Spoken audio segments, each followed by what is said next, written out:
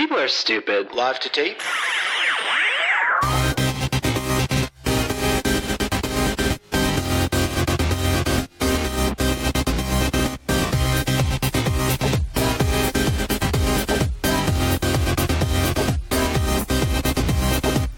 Welcome to Millennial 504. I'm Andrew. I'm Laura. I'm Pamela. And joining us this week is Marc. Marc, welcome back to the show. Hello, everyone. Thank you for being here. My love, Marc. My other half. The thing is, no, we are both whole people. I am not into this, other half bullshit. We are full, complete individuals who happen to enjoy spending a lot of time with each other. So should I return those half of the whole person sweatshirts I got us?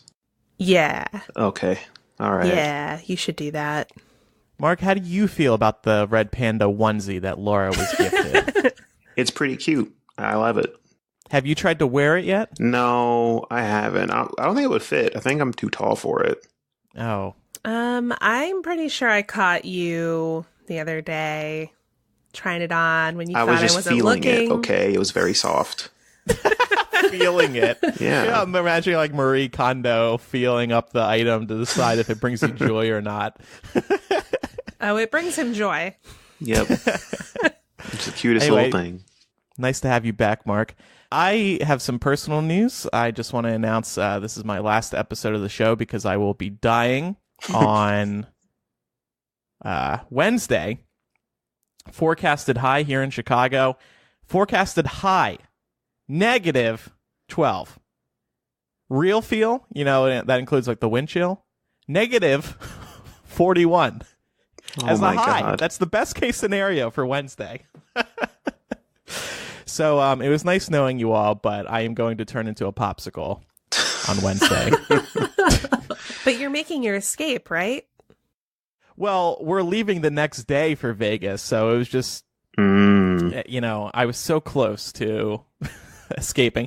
Actually, United sent us this text this morning. They were like, hey, the weather's going to suck this week. If you want to change your flight, we will waive the change fee. So now we actually are thinking of doing that, but we're going to just change it to another bad weather day, and that's probably not what United intended. So could you do it earlier? It would have to be today because we're getting snow tonight. Oh, that sucks. All right, well, I'll just leave the show now and leave for Vegas. Right. Bye, everybody. All right. Have fun. Divide by 2.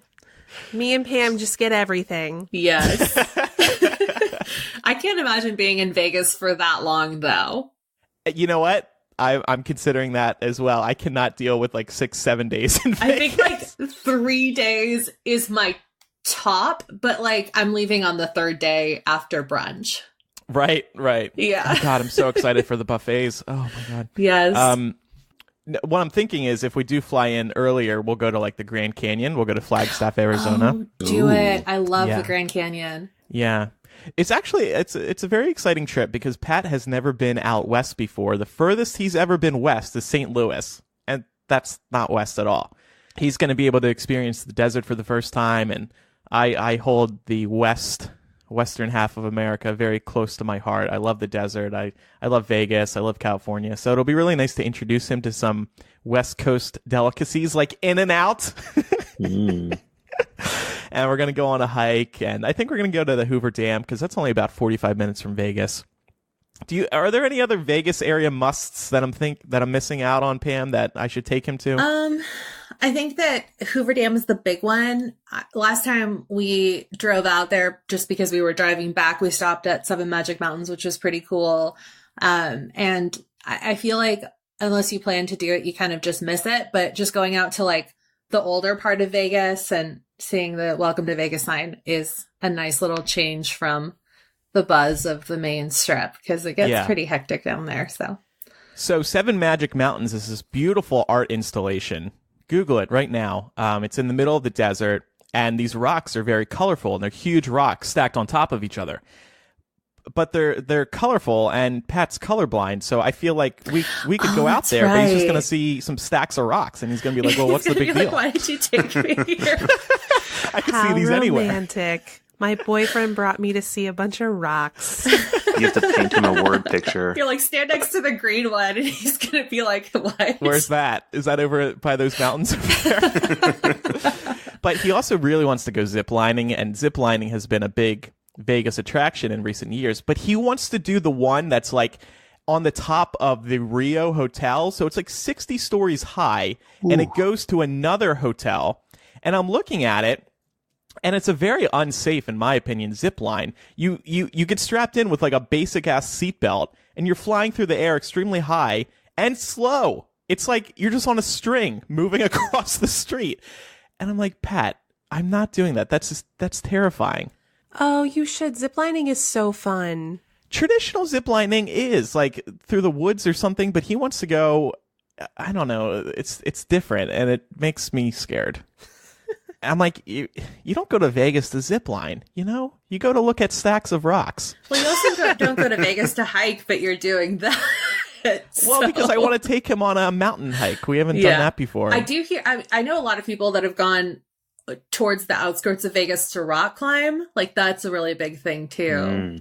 Yeah, so we're planning on going to Red Rock Canyon. That's the big mountain range near Vegas. And there's this trail that'll give you a beautiful view of Vegas, of the Vegas Strip from a distance. And I've never done it before, but I've always wanted to. So I'm really excited about that. Vegas, it's home of many firsts for me. The first time flying, I flew to Vegas. First time drinking was in Vegas. I remember that. Oh, wow. It was really bad. I pretended that I had alcohol before when I hadn't. So I was given a shot, and then I immediately shot it out of my mouth like a whale. That's ironically how me and my best friend met. My best friend, Michelle, who I also met through Harry Potter. She was, I think she was a few years younger than me. She was not 21 at the time. And I was like, oh, do you want a drink? And she goes, oh, yeah, I love this. But then, like, years later, she told me she'd never had a drink before, ever. And now she blames me for getting her drunk underage for the first time. Pam, you're a bad influence. I know. A bad egg. Yeah. Peer pressure. Speaking of millennial hosts dying, I would just like to ask everyone to say their thoughts and prayers for myself and Mark, since the Super Bowl and 150,000 tourists are coming to Atlanta next weekend. Ugh. It's going to be terrible. Just enjoy it. No, I'm not going to leave my house. Like, have you, I mean, you've been to Atlanta. Atlanta traffic is already horrible on a really good day. It's going to be a nightmare. Like, every hotel is booked. It's at the point where people are now paying tens of thousands of dollars to like rent out people's apartments and homes so they can be here. I mean, can you get in on that though? Because that might be a nice way to make rent for a few months. That's a good idea. I thought about it, but I don't know. If I had known the Super Bowl was going to be here before last week, I would have thought about it. But as I mentioned on the show last week, I had no idea the Super Bowl was coming until somebody at work told me. So I don't think there's enough lead time at this point. Mark, we should run out your place. But Chris is going to be there. Yeah, but Chris is like the nicest person on the earth. So I don't trust strangers with Chris. It's just pure goodness. Do you watch football, Mark? No, I watch the commercials on the Super Bowl. Mm-hmm. Rumor has it there's going to be a new Avengers trailer for the Super Bowl, and there's going to be a Big Lebowski 2 trailer. Oh wow! Yeah. That's how I they saw get something you. that's kind of crazy. So the football stadium there, Mercedes-Benz Stadium, it has a Chick-fil-A. Yeah. Mm-hmm. However, the Super Bowl is on a Sunday, and Chick-fil-A is always closed on Sunday. TMZ, and of course TMZ did this, they checked that Chick-fil-A is going to remain closed in the football stadium. Oh, yeah. On game day. They are missing out on so much money. That's insane. Yeah, Talk about sticking to your values. I can respect that, though. You know what they're not missing out on? Love from Jesus. Yeah, they stay closed all the like I think it was some major baseball game. I don't know what it was, but some major baseball game the Braves were in. It was on a Sunday, and there was a bunch of people there, and they still had it closed. That's so crazy to me. I mean, they're privately owned, so they don't have to listen to anybody. But there were actually that's easy money. Yeah, there were actually people that were buying a bunch of Chick-fil-A on Saturday, and then going around selling it in coolers on Sunday. Oh my God. That is something I would do 100%. Yeah. I mean, I have to say that stadium, I'm a fan of Atlanta United, so I've seen a few games there. That stadium is gorgeous. So I'm sure anybody who attends the Super Bowl is going to have a great time, but I'm not going near it. Yeah. I don't know. I think that's kind of cool to have the Super Bowl in your town. Doesn't happen often. It's like having the Olympics in town. Yeah, it was also a shit show when we had the Olympics here too, so. Yeah. All right, well, we got lots more to get to today, but first, time for a word from this week's sponsor. They are a new sponsor, and they're one of those, why didn't I think of that, companies? Untuck It. Mark, I got to ask you, you know when you've got a button-down shirt and you want to leave it untucked, but it looks sloppy that way because it's long? Yep. They're too long. It looks silly when it's untucked. And that's because they were never meant to be worn that way. Untuck It makes shirts specifically designed to be worn untucked. I love this idea because I love looking snazzy, looking dressed up, but I don't like tucking my shirts in. I don't want to look super serious. I like that nice business casual blend. I can look dressed up but still feel comfortable because I'm not squeezing my shirt down my pants and constantly having to retuck it in every time I sit down and get back up. It sucks. Untuck It. It's one of those like light bulb moments. It's a godsend for anyone who wants to dress like an adult but feel as comfortable as you would be while just wearing a plain old t-shirt. I recently received a couple Untuck It shirts and I'll be bringing them to Vegas. I'll be able to look nice on the town, but also be comfortable, which is necessary because I'm going to be developing a beer belly, and that won't jive with a tucked-in dress shirt. These aren't just for guys, by the way. No matter your gender, Untuck It has comfortable shirts for you. Go to untuckit.com or visit one of Untuck It's 50 stores around the U.S. and Canada. Untuck It even offers free shipping and returns on all orders in the United States. Use promo code Millennial for 20% off your first purchase. So if you want the perfect fitting shirt, regardless of your shape and size, try the original Untucked shirt. And remember, use promo code Millennial for 20% off your first purchase. Get comfy while still looking snazzy. Maybe I'll take a picture on the strip when I'm wasted. There you go. I'm drunk and comfortable and looking good. Win, win, win. Well, Marc has a small story for us from the gaming community, but before we get into that, I just wanted to give a shout out to everyone who's joined us in the Discord and also everyone who joined us for our first ever Patreon pre-show hangout. So shout out to Amalia, Carolyn, James, Jared, JY, Justin, and Stephanie. Thank you for joining us. It was a lot of fun. Super excited to make that a regular part of the show. Yeah. Because these podcasts, when we record them, it's very one way. It's just us talking, and we don't get feedback from the listeners. So with this, we just get to hang out with y'all. It's a very personal, intimate experience. All right. So, Marc, you had some interesting news about Nintendo and some other game nerd stuff. Yeah. So before I do that, I just wanted to express how sad I am that I'm in school right now because like every game is coming out this month and next month. Like Kingdom Hearts is coming out, which people have been waiting for like 14 years. So it's finally out. Anthem's coming out, which looks really great. It's like, you know, flying around in Iron Man suits with your friends. So it looks pretty fun. Resident Evil 2 came out Thursday, which looks horrifying. And I can't wait to play that and, you know, be a big baby. And, of course, Smash has been out for a month now and is getting a lot of following. And on Smash, there's a major tournament called EVO. It's like the Super Bowl of fighting game tournaments. And they have a Japanese satellite of that tournament. And Nintendo and Namco-Bandai basically made it so their major two fighting games, Smash Brothers Ultimate and Dragon Ball Z Fighterz, are not going to be at EVO Japan. And at first it was really weird because, you know, these two games have a huge following. But then both those companies put out their own tournament series for those games specifically and made it so they couldn't be in their tournament.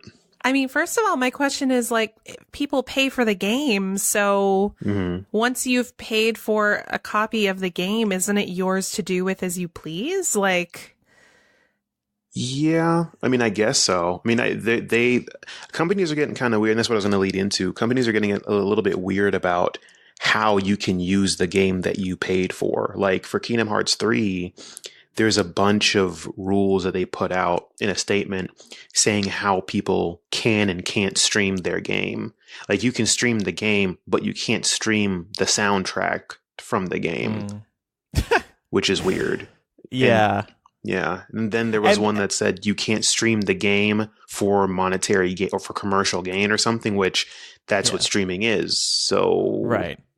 That was the point I was going to bring up. They're starting to crack down on this because people are making money off of their games. And this is relatively new territory, this whole live streaming business. So I guess they're unsure of how to deal with it. I do feel like they, Nintendo and Namco are shooting themselves in the foot by not having these games at these tournaments, because it's really just free promo for them, right? Exactly. And these tournaments are huge. Like last year, Evo, the prize pool for it was $186,000.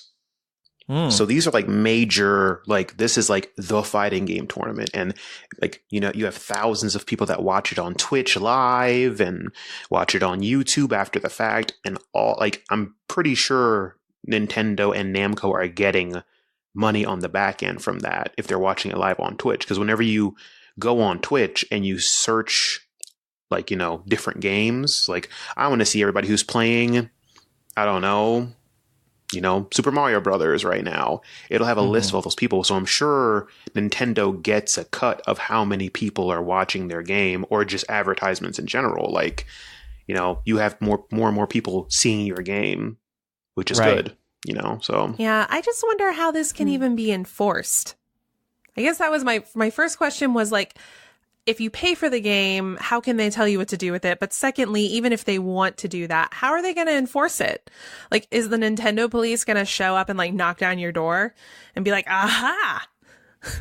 Yeah. My other question too was like, I know that commentary is protected. That's why React videos can happen on YouTube and stuff like that. So I would think, because most of these people that stream, and even from the little I've seen of actual professional gaming tournaments, there's commentating going on the whole time. Yeah. So wouldn't that be kind of protected anyway, even if they were making money off of the tournaments and on streaming? Yeah, and that's the weird part too. Like you're absolutely right. Like whenever you watch, you know, Super Smash Brothers, you know, pro people playing that, they have designated commentators that are just going the whole time.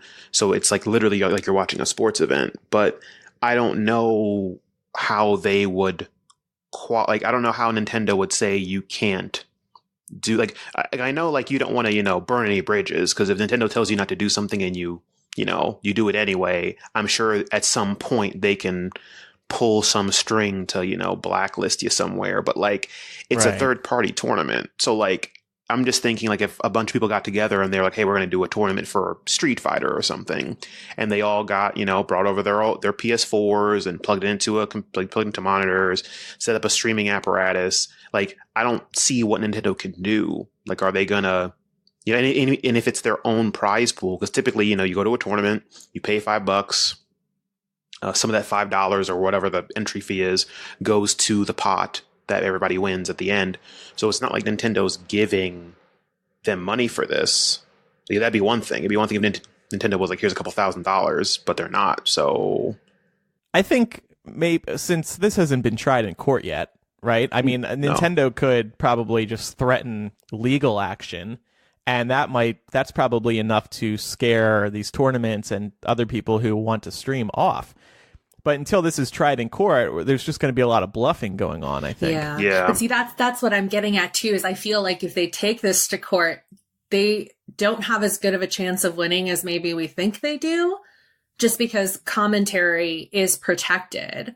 Yeah. There was a really, I don't know if you guys are like big into YouTube or anything like that, but H3H3 Productions, which is like a bigger YouTube channel, that guy got sued for a video that he was commentating on by the original creator, and they took that to court, And they won because the judge ruled that because they added commentary to it, it wasn't them just, taking money away from people going to that video to watch them react to the original source. Yeah. So. Yeah.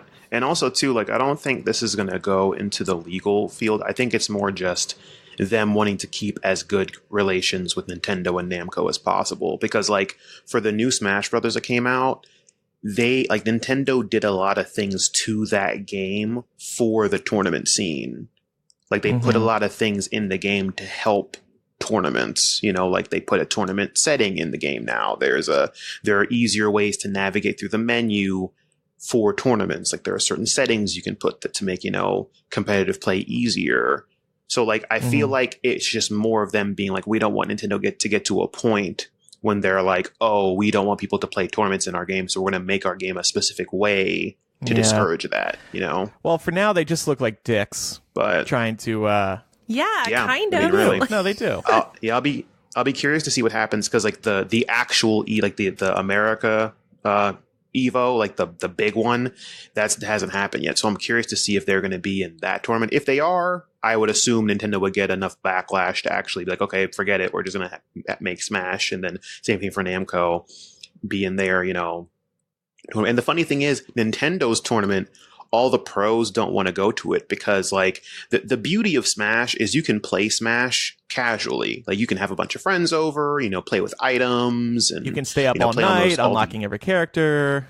Exactly, like stuff like that. Mark knows something about that. Just a little bit. But anyways, like, yeah, you can play a bunch of different ways. But Nintendo, this tournament they're having is almost too casual. Like, it's like, items and all these crazy stages where skill still matters, but, like, you don't want to go to a tournament where your skill doesn't matter as much. Like, they'd be like going to a Mario Party tournament. Like, it's Mario Party. Like, really. Yeah. I think getting back to what I said earlier, it's just all very new territory right now, and eventually this is all going to get figured out, and this won't be a problem in the future. But for now, like, Nintendo and Namco, they're missing out on good publicity, free publicity. Yeah. It kind of reminds me, though, of like when Apple, they used to make a big presentation every year at Macworld. It wasn't their conference. It was a Mac fan conference, essentially. And then one year they were just like, you know what? We're just going to do our own events. We're not going to rely on Macworld. We're not going to plan our announcement schedules around Macworld. So maybe that's kind of what's going on here. Nintendo and Namco, they don't want to have to deal with other people. They just want to do things themselves. Yeah. And by hosting their own tournaments, they can probably make a lot of money off of that. Yeah, they're like, especially we're kind of a big deal, so yeah. The Switch is killing it right now. We don't need anyone's help. Exactly. Right. All right. Well, we'll definitely keep an eye on this story, as we mentioned, earlier in the season. Matt, I'm messed up right now. Marc and Pat. I see how it is. I was combining y'all's names. Yeah, that's their ship name, Matt. So Marc and Pat are going to each be on once a month. So next month when Marc comes back, we'll see if there have been any developments here. Interesting stuff. Yeah. Before we move on to some news, we do have a word from one of our sponsors.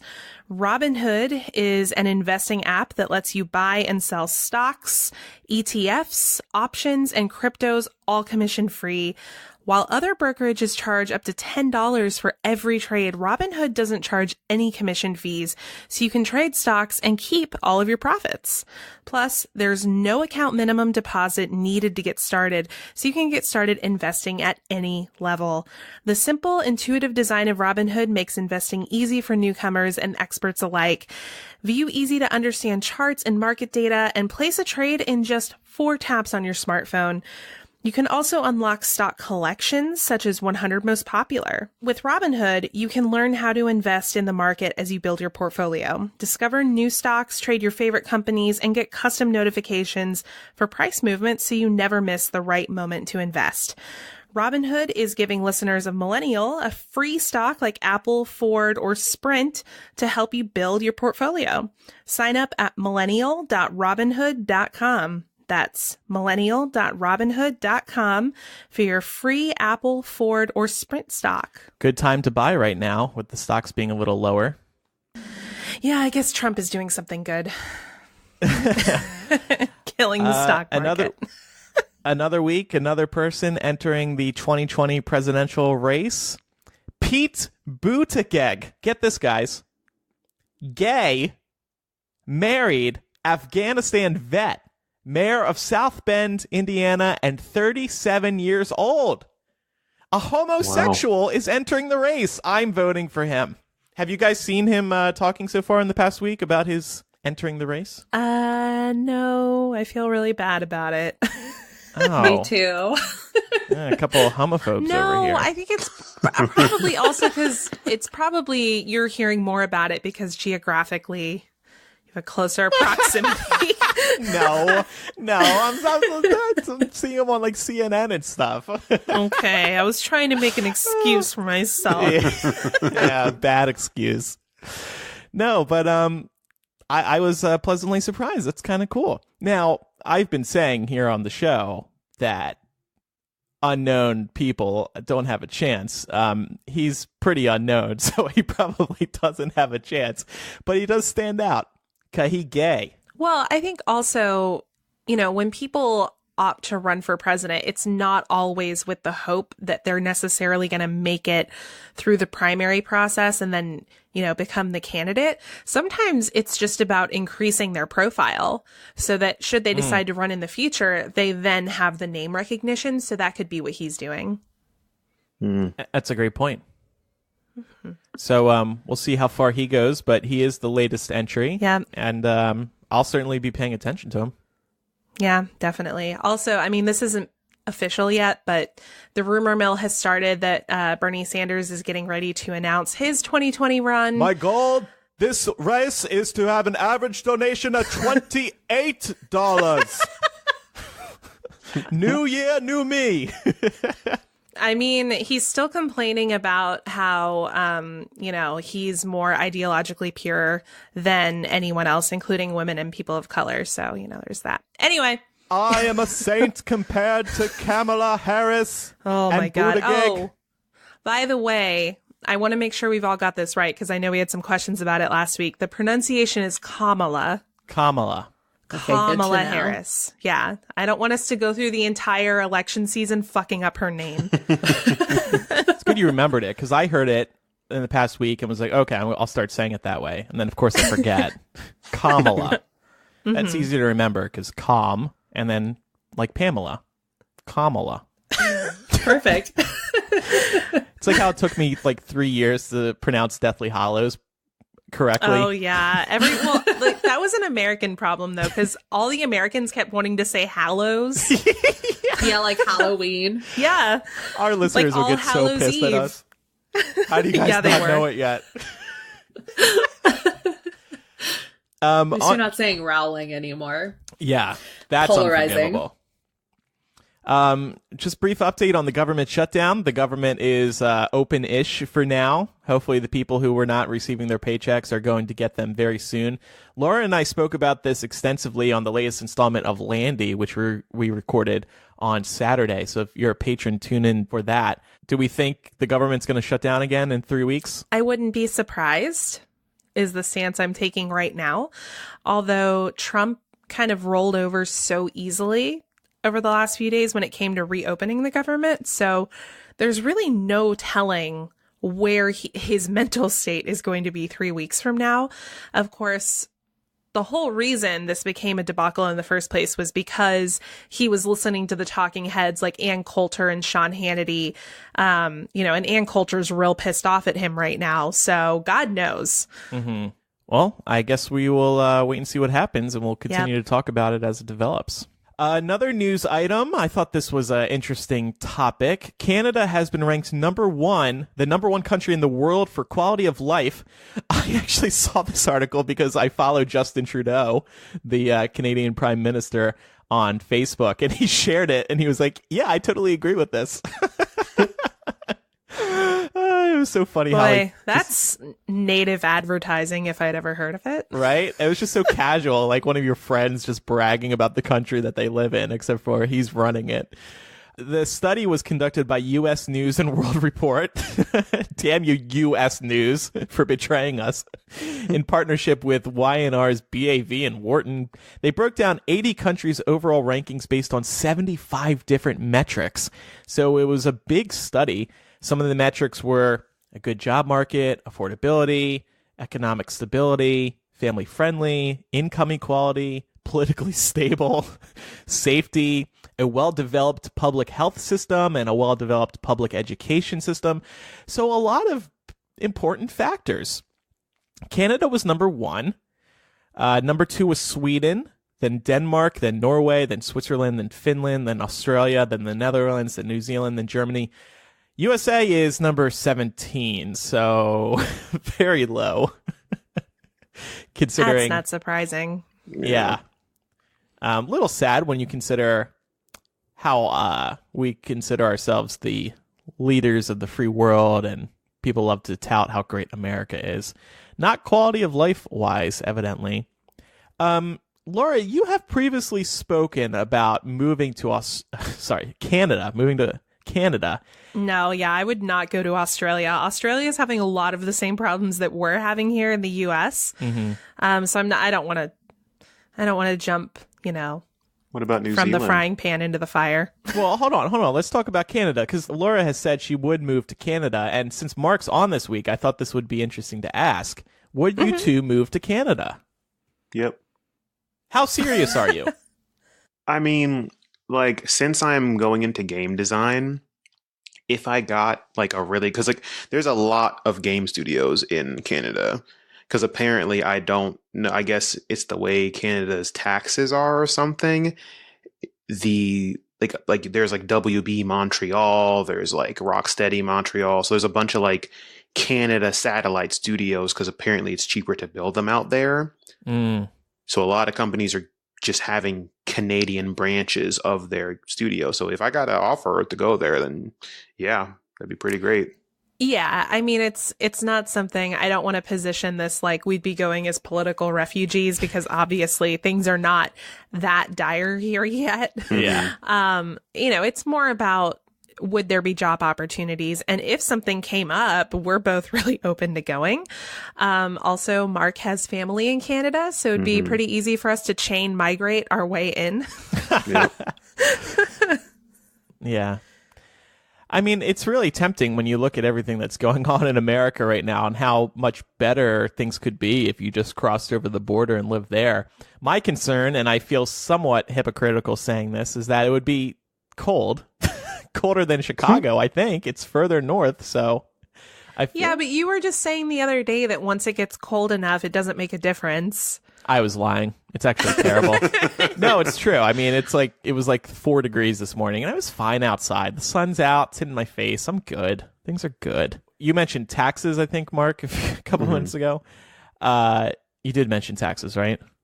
Yeah, for the games. I mean, I think that's the reason why all those companies are opening up those satellite studios up there, because it's cheaper for them to do so. Because I think they consider games. It's something with how games are considered. Like, I think it's an art or something. So like, they have certain like special tax breaks for people like movie studios, and like the same reason like all these movies are being shot in Atlanta. Yeah, like that kind of. So last year was a really good year for my business. And my accountant just did our taxes. You would not believe the amount that we are going to owe. It makes me nauseous, but it also makes me think, how the fuck do you get ahead in this country? Yeah. If you have a good year, you have to pay up a lot. And it kind of wipes out any money that you may have made. Andrew, what you have to do is you have to turn Hypable into a corporation, because in the United States, corporations are people. Right. Well, that's how you do it. You just have to get super rich, and then they don't take your money. I need to go send the money fucking offshore. And that's what I need to do. It makes me so sad, because it's like, I can't get ahead. If you have a good year, you pay up. If you have a bad year, you don't pay, but then you don't make any money. You're damned if you do, you're damned if you don't. It's just really horrible. So I'm moving the business to Canada. There you go. Maybe it'll be better there. My God. They're too nice over there to take taxes from you. They're like, you had a good year. You just keep it, eh? And that's it. Hey, why don't you use that money to reinvest in the company? No, instead it's going to the fucking government. Trump's going to go use it to build the wall. Great. Well, I mean, the one thing that I would observe too, I'm not super up on how, Canadian tax structure works, but since Canada does have a good health system and does have a good education system, I'm assuming that taxes are actually going to be slightly higher there because you're paying into all of these good social programs. That's true. But I wonder, I don't know that moving your business to Canada would necessarily have the result of more money in your pocket. Yeah. Right. I will say that I do know somebody that I went to high school with who was living in Canada for a really long time and finally moved back to California a few years ago. Mm-hmm. And that person said that the taxes were astronomically high. And her husband are both technically artists. Like, he's a professional musician and she works in special effects in film. So all right. She says that they take a good chunk of money out, but at the same time, you don't have to worry about things like healthcare. Yeah. Right. I wonder where that puts you at the end. Like, you're paying more for taxes, but you don't have to fork over as much for, healthcare and stuff like that. I wonder where that. Exactly. I think it depends on I guess how much you really need healthcare, but at the same time, it's one of those things that it's comforting to know that it's there if you need it. Yeah. Yeah. Because I was uninsured for a while, and it just made me so anxious thinking about how, what if something happened and I couldn't go to the hospital because, I didn't have money to afford it. Well, that's why, nationalized healthcare is so great. Like, I lived in Costa Rica for 2 years and was not, I was not a resident. I was living on a tourist visa, but anybody can get healthcare there. So I could walk into a clinic anywhere and receive treatment. Yeah. So, yes, my paychecks were a little more heavily taxed as a result of that. But when it came down to it, the couple of times that I got really sick, I wasn't forking over hundreds of dollars for treatment. Yeah. So, well, I'm going to look into it because I'm genuinely curious. But maybe what I'm learning here is you can't get ahead anywhere in the world. You're fucked. You gotta move to Thailand and work remote. Yeah. I'm also.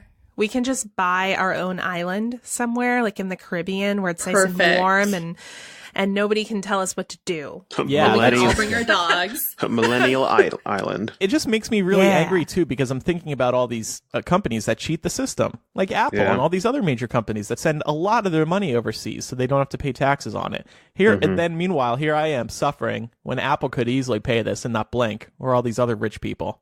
Fuck them. Fuck everything. I'm gonna go work at Starbucks. I'm done. I don't need all this shit. Take the money out. I don't have to worry about taxes. Anyway, so over on Patreon, can you tell I've been thinking about this all weekend? So over on Patreon, we asked, would you seriously consider leaving your country for a better life elsewhere? 53 people said, yep, I'd leave this godforsaken place. And 19 people said no. And we also asked, tell us in the comments where you would go, or would you not go anywhere, and why? My boyfriend actually commented for the first time on a Patreon post. He said, Britain, if they ever get this Brexit shit figured out, be on board, Andrew. Kiss emoji. Okay. Heather said she would leave in a motherfucking heartbeat. I'd live in Scandinavia, Belgium, Netherlands, Austria, Germany, France, UK. Any place that would take me. I know things aren't perfect in those countries, but they're a hell of a lot better than here, referring to America. My immediate family already lives 1,200 miles away from me, and I'm not close to my aunts and uncles. Brittany says, even though there are tons of problems in America that need fixing, I don't think moving is a solution. It's still my country, even if it needs some repairs with the system. Maybe I would move to a different state, but the grass isn't always greener elsewhere. There will always be problems. Yeah, I agree with that. So kind of like when we joke around about moving to Canada, we're sort of half joking.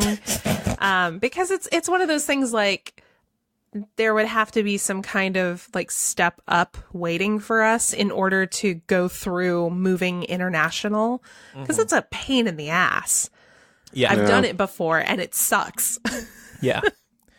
To be clear, though, I mean, moving even over state lines can significantly reduce your tax burden. My parents had a much easier time tax-wise in Pennsylvania than they did in New Jersey, for example.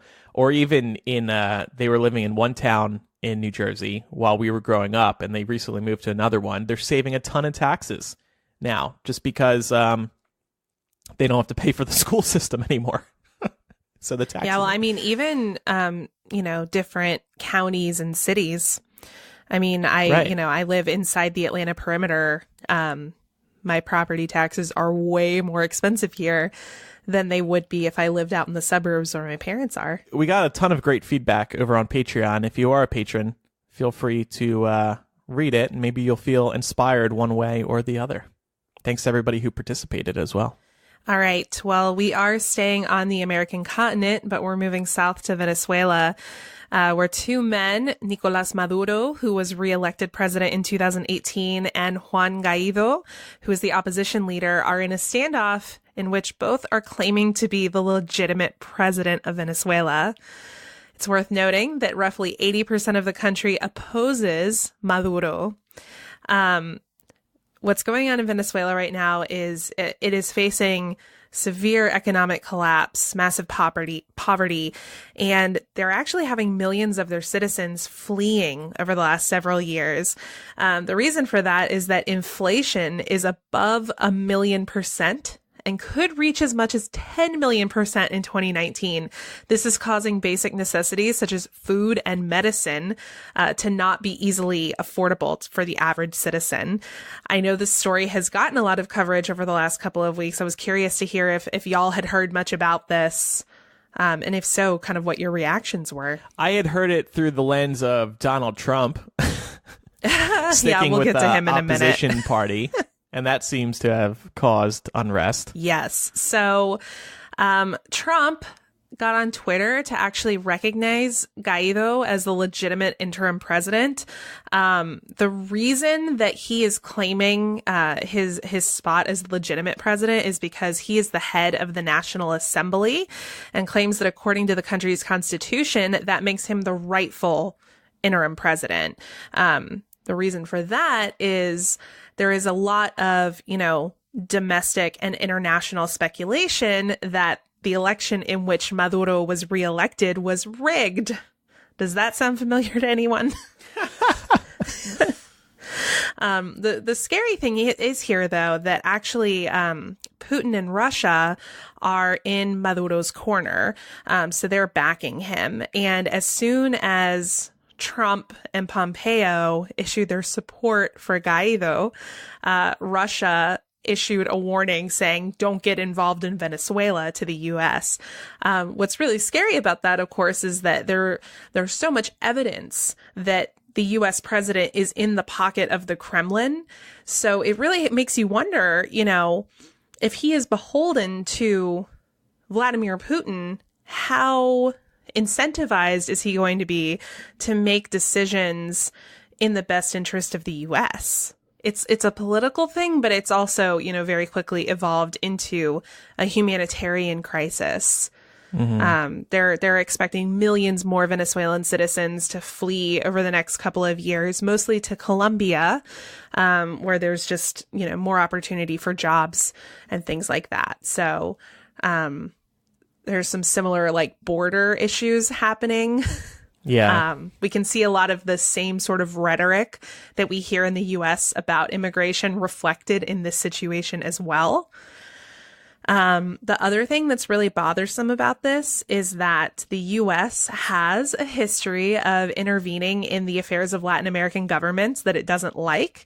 So the fact that our president felt that it was appropriate to get on the internet and endorse an opposition leader in Latin America gives me like major throwbacks to the 70s and 80s when the US and the CIA were super involved in trying to overthrow Latin American governments, which is a lot of the reason that we have some of the migration issues that exist today, because we destabilized their governments back then and they're still sort of feeling the residual effects of that now. It seems like one of those irresponsible moves by the Trump administration.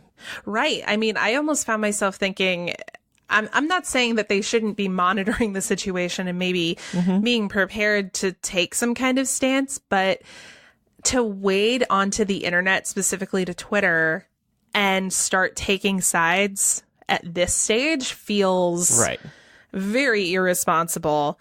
But I thought it would be interesting to sort of compare our country situations. I mean, obviously the US is nowhere near this level. Like, we can still, somewhat, the economy's hard here, but it's not impossible for people to afford basic food. Mm-hmm. So I guess I'm wondering, like, Venezuelans have taken to the streets. But there's so much evidence of collusion and mismanagement of our government institutions here. And I'm just wondering what it's going to take for us to truly stand up to Trump.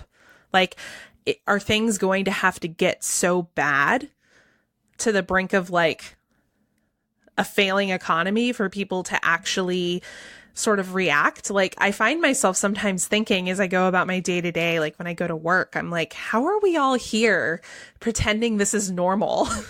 Yeah. Well, what's the phrase? Armchair activism, right? Yeah. We're looking for more than armchair activism, right? Yeah, I would love to see that. Well, first of all, it has to be warmer than negative 12 degrees, and then I'm willing to go out onto the streets and protest, if that's what you're looking for from me. How bad would it have to get? Getting back to the government shutdown, it would have to be something that truly affects our daily lives, I think. Like air travel. I do kind of wonder too if like the stark difference in like economic statuses in developing countries has a bigger role to play, because obviously there is an economic difference between like lower class, middle class, and upper class in America. But I think because the middle class is kind of in a lot of ways very complacent, maybe that's why we don't feel the need to take to the streets. Whereas when all you have is maybe like a lower class and an upper class, but the lower class is so much larger, it's easier for them to get in cahoots as a whole to try and fight for better lives for themselves. I don't know. Yeah. Kind of just a random thought. Yeah, but I do kind of wonder right. if that plays into it. I also wonder how much the history plays into it. I saw after the 2016 election, a lot of my friends from Latin America were posting memes that were like showing the US being shocked that a foreign government had interfered in our elections. And they were like, and Latin America is over here looking at y'all like, And so I wonder if the history of sort of knowing that their government might be vulnerable to that kind of, external influence makes people more apt to take to the streets and sort of stand up and try to prevent that from happening. Whereas here we're experiencing it for the first time, and I think people don't really know how to deal with it. Yeah. But anyway, this is just something that, we wanted to kind of put on everyone's radar because it is really scary looking at what people in Venezuela are going through right now. I actually have a friend who is there right now working in the Peace Corps. So it's been really interesting to kind of follow his updates and things, especially because after Trump endorsed Guaido, Maduro severed diplomatic ties and then was trying to kick Americans out within 72 hours. So I don't really know why my friend is still there, but I was like, you should leave. But yeah, we'll just keep an eye on it. And of course, if we have any listeners who are very familiar with this, or perhaps you're from Venezuela or you have family from there, we'd love to hear from you. So please write into us at millennialshow@gmail.com. You might hear your feedback on a future episode. What else is going on, Pam? Well, there's no real way to transition from Venezuela to this, but it's always nice to lighten up the load in terms of news. And this is a good thing to talk about this week because we have Marc on and he's kind of like the resident video game correspondent. So the creators of Fortnite just got slapped with another lawsuit. The latest to file suit against the popular video game is rapper-songwriter Block Boy, who's suing Epic Games for the use of his dance move Shoot, which is better known to players of the game as Hype. So he's not the first person to do this. Others who have previously filed suits include Brooklyn rapper 2 Milli, internet sensation Orange Shirt Kid, and also the Backpack Kid, and also Fresh Prince of Bel-Air star Alfonso Ribeiro. So Fortnite is free to play, but players can pay to unlock things like moves, costumes, and animated dance moves known as emotes. So the suit is asking for a ruling to block Epic Games from using the dance moves and award a sum of money earned off of the moves, and then also is seeking unspecified punitive damages and attorney's fees. So I just thought that this was kind of interesting because it's kind of been an ongoing thing in the past few months. And it's kind of like an interesting copyright situation because while you can definitely see how something like the Carlton was just lifted from somebody that popularized it, in order to be successful, all of these people that are trying to sue the Fortnite creators are actually going to have to prove that, you know, the dance in question merits copyright protection. And it's going to be tough to do that, especially if they can't prove that it's original enough to merit copywriting. So a really good example of this is that while Alfonso Ribeiro is synonymous with the Carlton dance, he's also stated multiple times that it was actually inspired by Courtney Cox's dance moves and Springsteen's Dancing in the Dark video. So I'm just imagining like a judge asking these people to do the dance in court to prove that they're like naturally good at it and have been doing it for a while. Honestly, like the only reason to have an open court for this case if it goes forward. I'd love to see that streamed. Just them dancing. Yeah.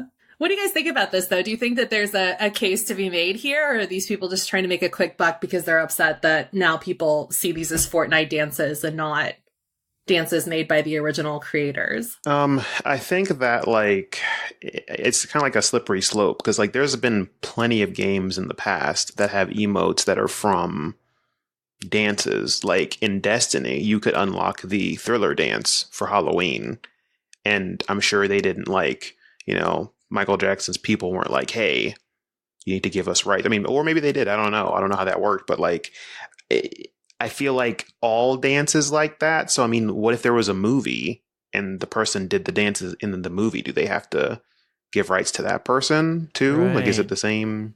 Because if that's the case, you'd have to, every time somebody danced in a movie, you'd have to find out where that dance originated from, find the person who's responsible and be like, hey, can we use your dance in this movie? You know what I mean? So. And can you copyright dancing? I mean, that's the thing. Like, you're moving your body in a certain way. Or in this case, the avatar is a certain way. I don't know. It doesn't. That doesn't seem like. Can I then copyright breathing? Yeah, and right, also like how do you copyright like movement? Yeah, and also like, what if it's not exactly the same? Like, what if like they're doing the Carlton, but like they're doing it at a different tempo, or their arms moving a little bit differently? Like how close to the original dance does it have to be to warrant that? Right. Or this could lead to like one of the world's best runners copywriting their running method so nobody can compete with them or something.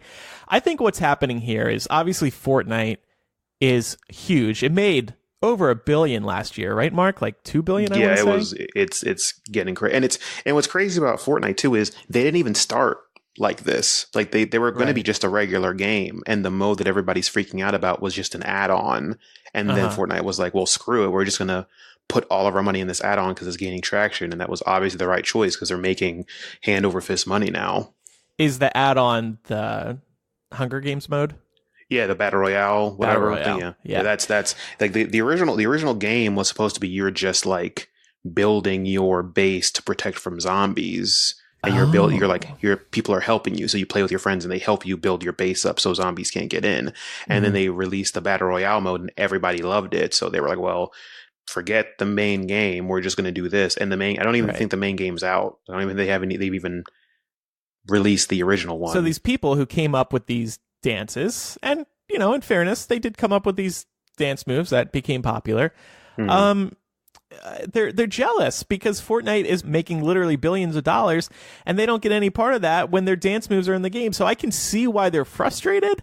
Yeah. But I don't think legally they have a case here. Yeah. I mean, I would be too if people were copying my sweet podcasting moves and making billions of dollars off of them. Yeah.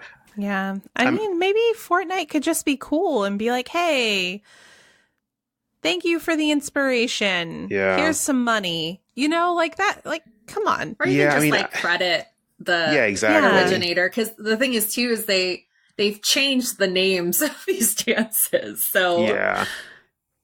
But once they acknowledge that they did take them, that is probably dangerous, right? Because then maybe these people can go to court. Mm-hmm.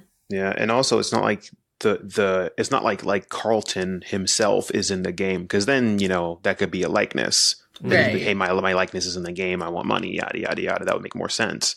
But if it's just the dance that you do, like, there's a bunch of things that games and movies and shows have done that are clearly based on people by their actions or their, like, you know, their gestures they do or their body language or something that you can clearly see, oh, this is supposed to be person X from real life, you know, but because they're purposely not making it that person. Oh yeah, you recognize who this person is, but we're just making you know because of their dance moves or their, you know, whatever that they have that looks like what their real life counterpart has. So I feel like this has been happening for a long time in other things, and I feel like it's just moved to video games now because this is the new thing.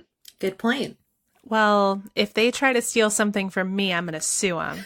Yeah, okay. You're if bluffing. they try to steal my drunk dancing. I bet that's hilarious and would fit great in Fortnite. You've seen me drunk dance. Maybe. I don't remember it because I was probably drunk too. Probably. I can see like 4 years from now, hey guys, I just unlocked the Laura in Fortnite. It's awesome. I mean, the drunk Laura would probably just be me collapsing to the ground because that's something I do a lot. A death drop. Yeah. Or like, I mean, Andrew, do you remember the time you saved me? I've saved your life many times. Which time are you talking about? You have. No, there was that one time in Toronto. I don't remember this. I was just told. The account was, you know, it was recounted to me.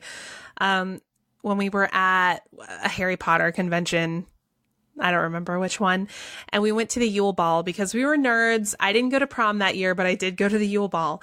And we were walking through the hotel lobby, and I was apparently very drunk and tripped and like straight up almost fell in this lady's lap when she was like typing on her computer.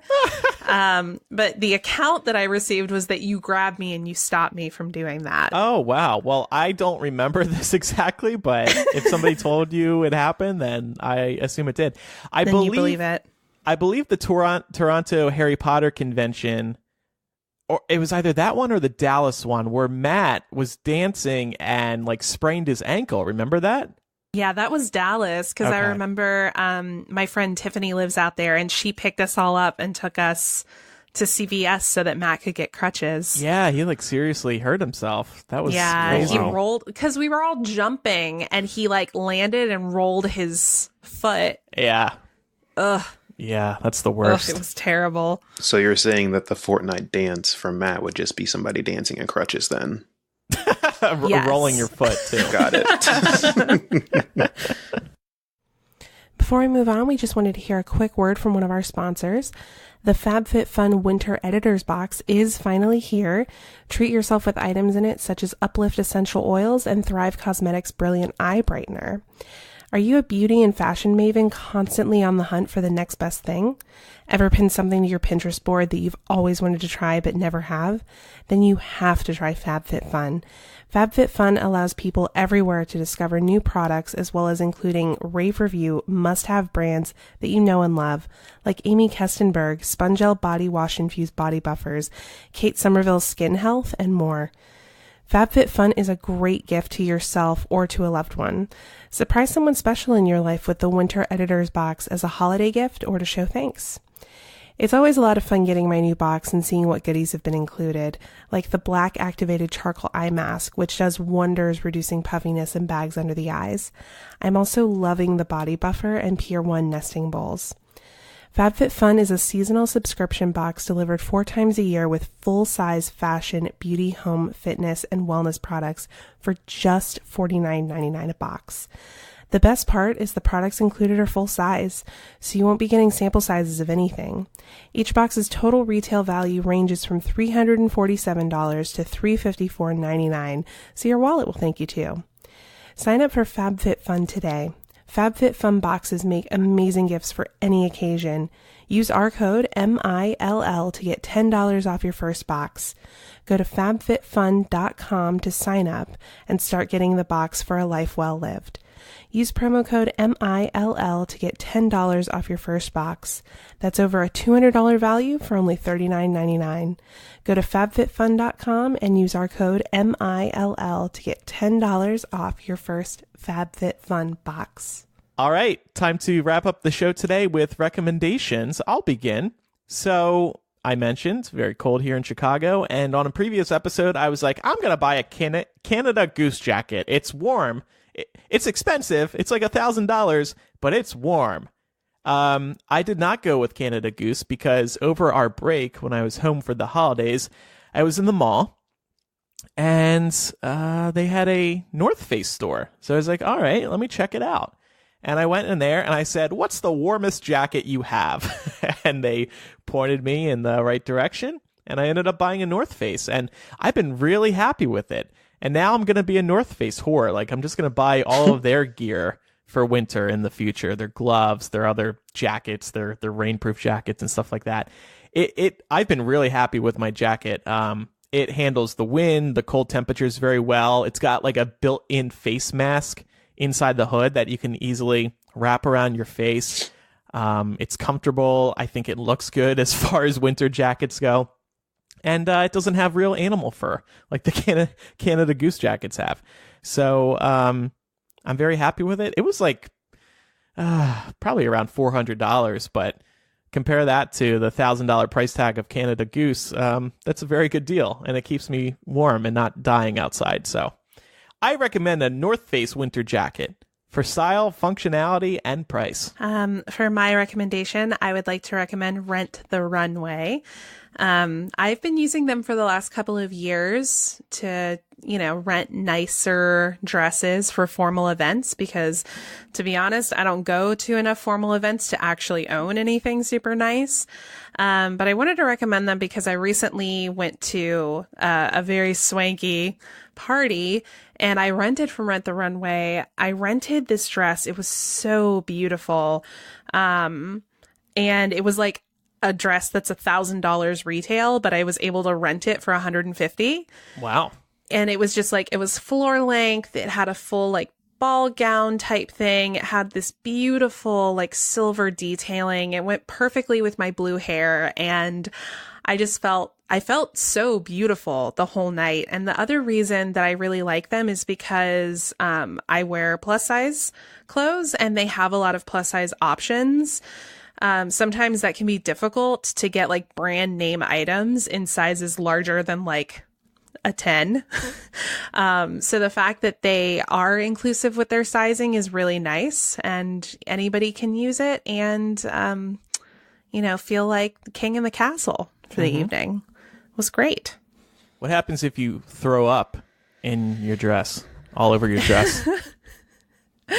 You actually pay a small insurance fee anytime you rent something so that you don't have to worry about, if you accidentally spill something or, something like that happens. I'm glad that you recommended this because I've always been curious about it. And every once in a while I need something fancier and I usually just end up buying something that I can reuse. But it's good to know that Rent the Runway is Laura approved. Yes, it definitely is.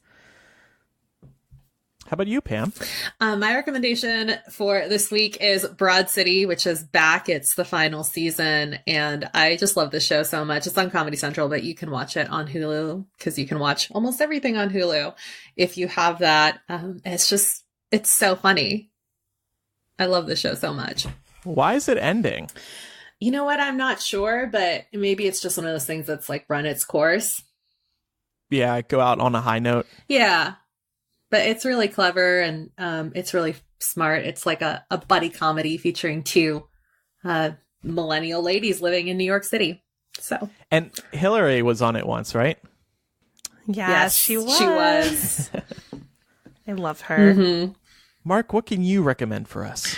I'm going to recommend Kingdom Hearts 3 because I've been waiting for the game for forever. It's like the perfect Disney video game hybrid. So, Cool. Yeah, if you want to see all your favorite Disney movies and play through them, then there you go. I feel like I should try this game because I love Disney. I recently became a PlayStation fan in the past year. This seems right up my alley. The reviews, are they good for Kingdom Hearts 3? Are they kind of mixed? Yeah, I mean, Okay. I would play. They have plenty of games that are like the Kingdom Hearts collection, and they'll catch you up because you definitely need to play the first two. But Do I? Yeah, Do I have to? Yeah, you then do. Never mind. Yeah, this story is really convoluted. I have heard that. Yeah. Okay, I might give this a try because I am a Disney junkie, like I said, and it'd be cool to play as Woody and Buzz and all them. What should our closing song be? I'm trying to think. And Well, I think Mark should pick it, right? Didn't we decide that the guests are going to pick the closing song from now on? So, babe, you're in the hot seat. Pick a song. I'll do Clint Eastwood by Gorillaz because one of my favorite songs. Okay, sure. Thanks, everybody, for listening. It's been a fun episode. Check out our website, millennialshow.com. You can get our complete episode archive. You can also get links to our social media channels from there. You will also be able to contact us. And we've got that advertiser deals page. If you hear an advertiser on the show who you're interested in trying, we would love if you actually did that and use one of our promo codes because it would help support the show. So we have this advertiser deals page where you can find all of our advertisers and all of the promo codes. Even if you heard the ad a while ago, the deal should still be active. So check out millennialshow.com and you'll see at the top advertiser deals.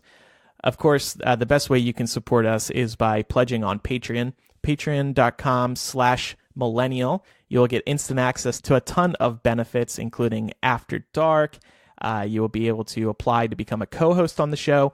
You will also, as Laura mentioned earlier, be able to join us for a live stream once a month prior to recording one of our episodes. And we had a lot of fun today with a bunch of our patrons. And you can also listen to us record live. There's a ton of benefits. Patreon.com/millennial. And Mark, thanks for joining us. Nice to speak with you as always. Yeah, anytime. Once a month.